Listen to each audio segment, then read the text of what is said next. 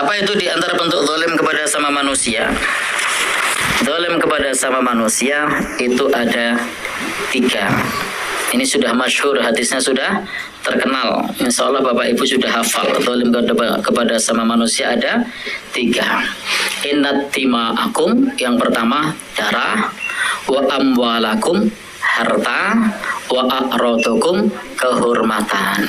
Jadi zalim kepada sesama manusia itu tidak jauh-jauh dari 3.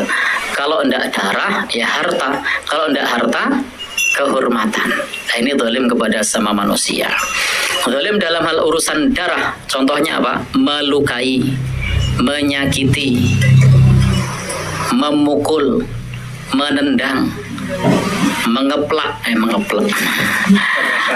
Ya. Itu namanya zalim dalam urusan darah. Nah, maka untuk zalim yang jenis ini seperti memukul, membunuh, ini masuk kategori zalim dalam urusan darah. Yang kedua apa tadi? Amwal, zalim dalam urusan harta, nyolong, nyuri, jarah, nyopet, ngutil, ngerebut, ngapusi, ndeleke, utang ora nyaur. Ya itu zalim, itu utang ora nyaur. Ya, menunda-nunda bayar hutang itu zalim dalam urusan harta. Maka kalau utang tidak usah ditunda-tunda, kalau sudah punya rezeki segera dibayar. Dan memang hutang zaman ini beda dengan hutang tempo dulu. Kalau orang hutang tempo dulu itu untuk bertahan hidup. Kalau orang hutang hari ini untuk gaya hidup. Nah, ya. Jadi orang hutang zaman dulu itu untuk bertahan hidup. Tapi kalau orang hutang hari ini pada umumnya untuk gaya hidup. Ya, tidak usah malu loh, gue kirana tua etek. Ya, tuh paling elek. Ya, baik. Jadi intinya apa? Tidak usah gengsi. Pripun?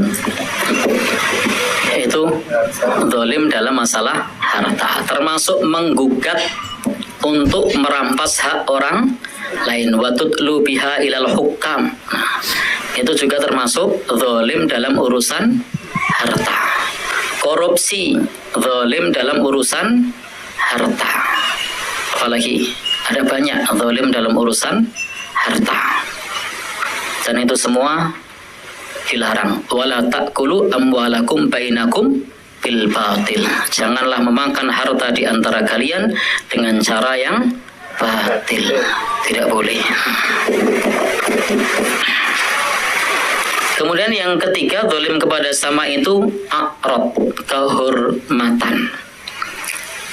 Kalau dalam urusan darah tadi menyakiti fisiknya, kalau dalam urusan harta itu merampas atau merusak hartanya, kalau zalim dalam urusan kehormatan itu seperti menghinanya, mencaci makinya, menggibahnya, mengerasaninya.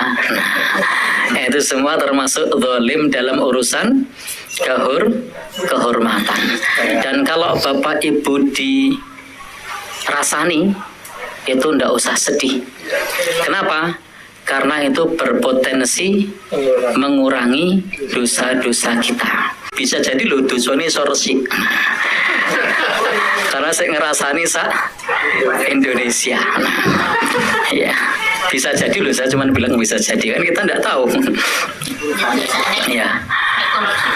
Ya. Tribun? Saya ngerasani loh, oke loh, Pak. Nanti hitung-hitungan itu para pemimpin di negeri ini itu berpotensi menjadi orang yang beruntung karena banyak yang ngerasani ini. Karena orang yang ngerasa, orang yang dirasani itu nanti akan diberikan pahala. Siapa yang ngasih? Ngerasani. Jadi pahala yang ngerasani tadi diambil diberikan kepada yang dirasani. Itu nanti ditimbang pahalanya sama dosanya besar mana. Dinai pahala oleh orang seluruh Indonesia. Ketua RT dirasani. Oh, ketua RT dirasani. Oh, berarti bersyukur jadi ketua RT. Berpotensi mendapatkan limpahan pahala.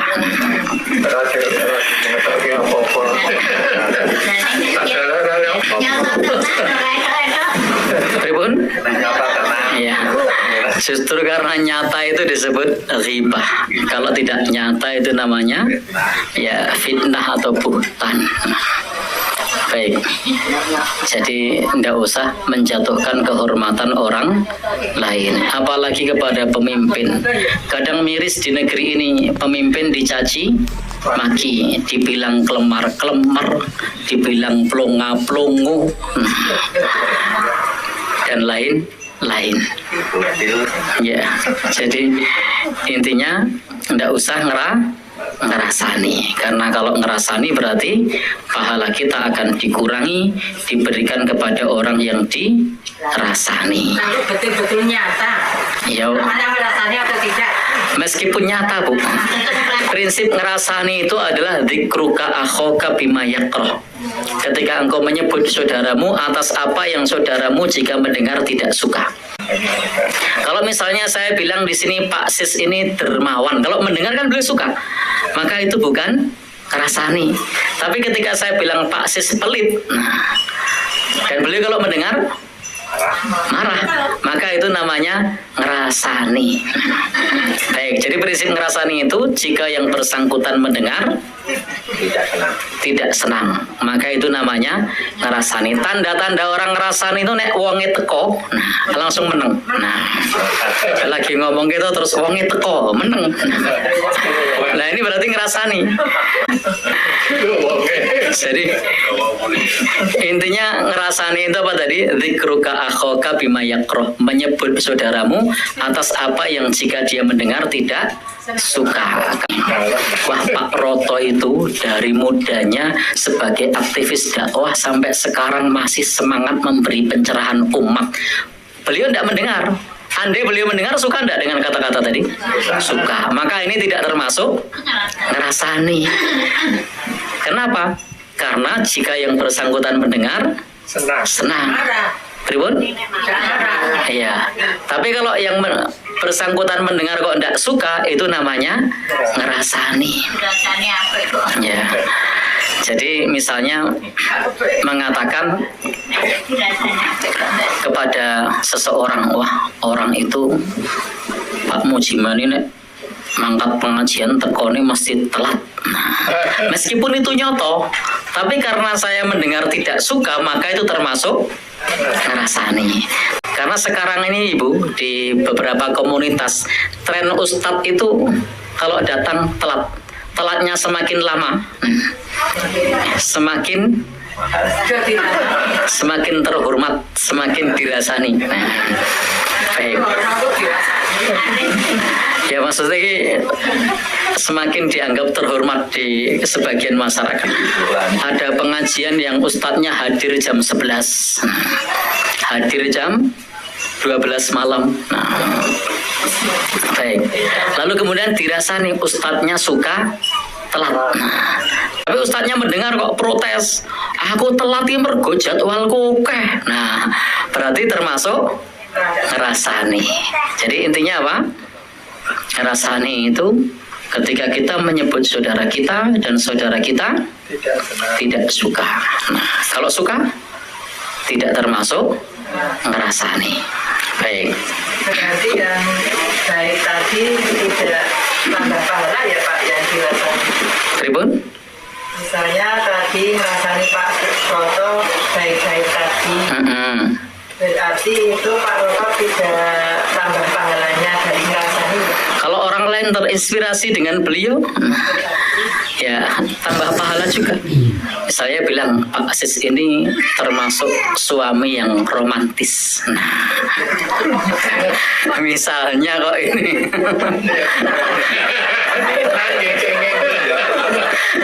Soalnya jawabannya kan nanti ada di istrinya kan, Pak Sis kan nggak bisa ya. Jawabannya iya apa enggak itu istrinya. Lalu kemudian orang-orang terinspirasi gimana atau cara Pak Sis memperlakukan istrinya. Oh, kemana-mana diajak. Kemudian apa lagi? Makan sepiring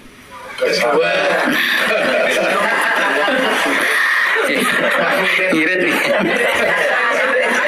Kemudian apa boleh Bu? Apa? Gandengan tangan kemana-mana misalnya. Ya. Maka karena tadi mendengar seperti itu, orang terdorong untuk belajar gimana romantisme keluarganya itu. Nah, itu ya berpahala karena menginspirasi orang lain. Ini cuma ilustrasi Pak ya. Pripun Pak? Oh, keliling babatan.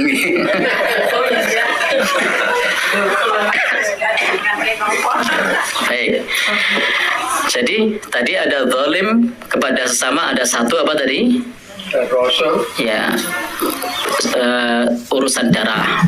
2, zalim kepada sesama, yang kedua urusan harta. 3, zalim kepada sesama, yang ketiga adalah urusan kehormatan. Tidak boleh mencaci maki, tidak boleh menghina, tidak boleh ngerasani, dan seterusnya. Maka sudah saatnya bagi kita jauhi ngerasani, jauhi menghina. Apalagi yang hinaan tersebut berpotensi nanti orang menghina kita. Saya masih ingat kemarin di Masjid Dagan itu baca, masjid apa namanya? Al-Firdaus ya. Itu membaca hadis Nabi. Larangan Rasulullah Shallallahu Alaihi Wasallam mencela bapaknya. Maka para sahabat mengatakan, wahai Rasul, adakah orang yang mencela bapaknya? Maka lalu Rasul mengatakan, mencela bapaknya orang lain lalu dibalas mencela bapaknya, maka itu termasuk mencela bapaknya sendiri. Nah, sehingga dalam masalah ini ada hadis Nabi mengatakan bahwasanya ada orang yang yasubbu abar rajul, mencela bapaknya orang lain, fayasubbu abahu, lalu dibalas dengan mencela bapaknya. Jadi mencela bapaknya orang lain dibalas dengan mencela bapaknya. Itu termasuk zalim sama bapaknya sendiri. Nah, ini namanya prinsip aksi reaksi. Nah, jadi ada aksi, ada reaksi. Termasuk juga fayasubbu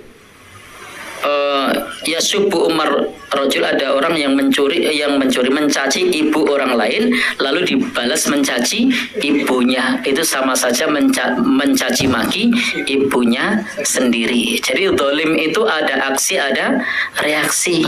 Termasuk yang terjadi di negeri ini, kadang-kadang masyarakat umum tidak memahami konsep ini. Misalnya saya melihat berita-berita di televisi itu banyak menyudutkan polisi. Mohon maaf, saya bukan keluarga polisi, saya tidak ada kepentingan dengan polisi, saya sering ditilang polisi ya.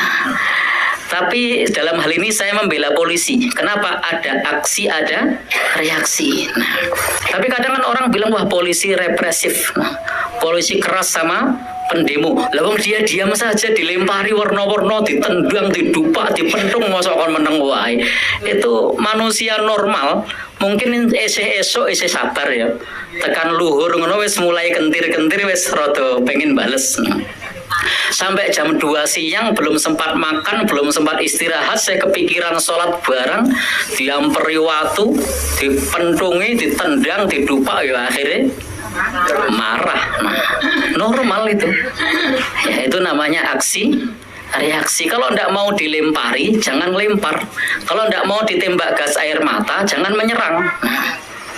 Ya. Jadi kadang-kadang, ini polisi pakai tembakan. Lihatlah, polisi zalim. Lihatlah, loh, siapa yang mulai? Nah. Coba kalau yang demo yang menyampaikan aspirasi itu tertib, seperti di Jogja kemarin loh, tertib, damai. Ya, yang pas hari apa itu? Yang dikawal sama lurah-lurah itu. Nah, yang pakai pakaian Jawa. Nah, tertib, tidak terjadi apa-apa. Jadi harus dipahami prinsip aksi reaksi. Nah, Al-Quran juga melarang ini. Al-Quran melarang jangan sampai aksi kita memicu reaksi. Wala tasubbul ladzina yad'una min dunillah. Janganlah kamu mencela orang-orang yang menyeru selain Allah. Jadi tidak boleh mencela orang yang menyeru selain Allah. Jadi kita tidak boleh mencela berhala-berhala, itu tidak boleh. Kita tidak boleh mencela peribadatan umat beragama lain. Kenapa? Akibatnya fayasubbullah atwam bighairi ilmin. Kalau kita mencela Tuhan-Tuhan yang lain, kita mencela umat beragama lain, dia akan membalas. Islam itu begini, nah, Tuhannya umat Islam begini. Yang salah siapa? Kita. Karena ada aksi, ada reaksi. Nah, ada orang yang qadarullah memelihara jenggot sunnah Nabi, tapi dia menghina orang lalu dibalas, dasar jenggot, lalu marah, kamu menghina sunnah Nabi. Ya dia tidak maksudnya itu, maksudnya membalas karena tadi dihina, dibilang pesek, terus balas jenggot. Itu tidak menghina sunnah, tapi apa? Aksi reaksi. Jadi lihat apakah ada prinsip itu, aksi reaksi. Maka tidak boleh kita melakukan sesuatu yang justru itu zalim kepada orang lain, yang kezaliman itu akan kembali kepada diri kita sendiri. Baik. Tapi kadang masyarakat umum seperti yang beredar, video-video yang beredar itu pada umumnya menyalahkan polisi. Sudah diamankan saja yang kebakaran banyak. Umpama dibiarkan ngono wis sakarepmu ngono kira-kira berapa? Iya. Jadi sudah diamankan saja yang kebakaran banyak, kerugian mencapai 900 miliar. Ya. Sudah dijaga saja penjaraan masih ada. Coba dibiarkan. Baik. Jadi intinya silahkan kalau menyampaikan aspirasi boleh, amar ma'ruf nahi mungkar ajaran agama, memberi nasihat ajaran agama, tapi anarkis berbuat zalim bukan ajaran agama.